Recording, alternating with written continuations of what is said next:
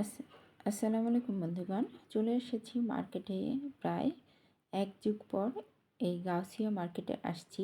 আমার মেয়ে যখন ছোট্ট ছিল তখন এসেছিলাম, তারপরে আর আসা হয় নাই। যাই হোক, অনেক কষ্টে, কেননা শুক্রবারের দিন আমরা গিয়েছিলাম।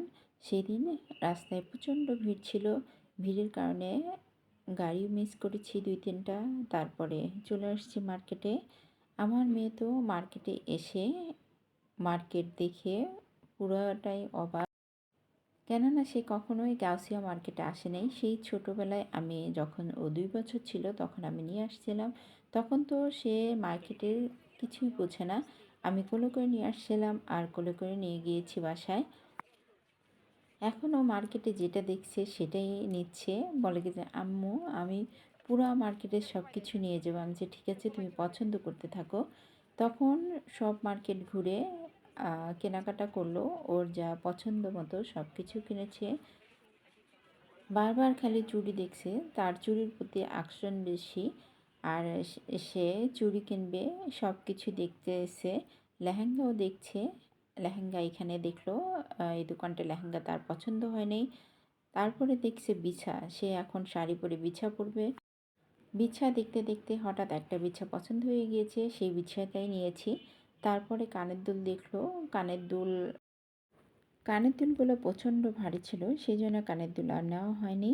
তারপরে আমরা চলে এসেছি ব্যাগের দোকানে। এখান থেকে একটা ব্যাগ নিয়েছি। আর পাশে একটা কিউট একটা মজার একটা ঘটনা।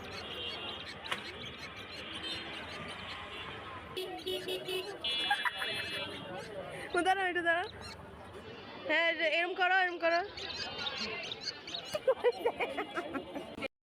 আমার মেয়ে তো টুপিটা পরে খুবই মজা পেয়েছে। আর এখন আমরা চলে এসেছি লেহেঙ্গার দোকানে। এখন সে একটা লেহেঙ্গা কিনবে। সে পছন্দ করেছে এই পিঙ্ক কালারের লেহেঙ্গা।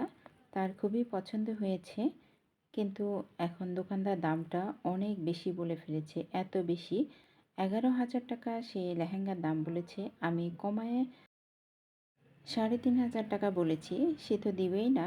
তারপরে 4,000 টাকা সে রাজি হয়েছে। তারপরে আমরা লেহেঙ্গা নিয়ে বাসায় এসেছি। সেখানে বাইরে দাঁড়িয়ে আমরা ফুচকা খেয়েছি। ফুচকার মামার দোকানে ফুচকাটা খুবই মজার ছিল।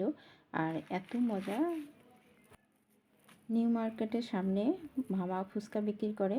সেখান থেকে খেয়ে আমরা বাসে উঠে সোজা বাসায় চলে এসেছি। এই যে চলে এসে এখন সবগুলো জিনিসপত্র বের করছি। অনেকগুলো পেটিকোট কেনা হয়েছে শাড়ির সাথে ম্যাচিং করে। আর কিনেছি বিছা, আর লেহেঙ্গাটা নিয়ে এসেছি। লেহেঙ্গা হালকা পিঙ্কের মধ্যে মিষ্টি কালারটা ছিল। কালারটা কেমন হয়েছে কমেন্টে জানাবেন। মার্কেটে গেলে বোঝা যায় যে কোন জিনিসের কোনটা কেমন দাম। আর হচ্ছে দোকানদার দাম চায় আকাশ পাতাল ব্যবধান, আর আমাদের বাজেটের বাইরে। সব কিছুর জন্য আলহামদুলিল্লাহ।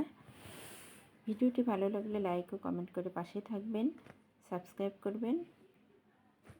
আজ এ পর্যন্তই। সবাই ভালো থাকবেন, সুস্থ থাকবেন। আল্লাহ হাফেজ। আসসালামু আলাইকুম।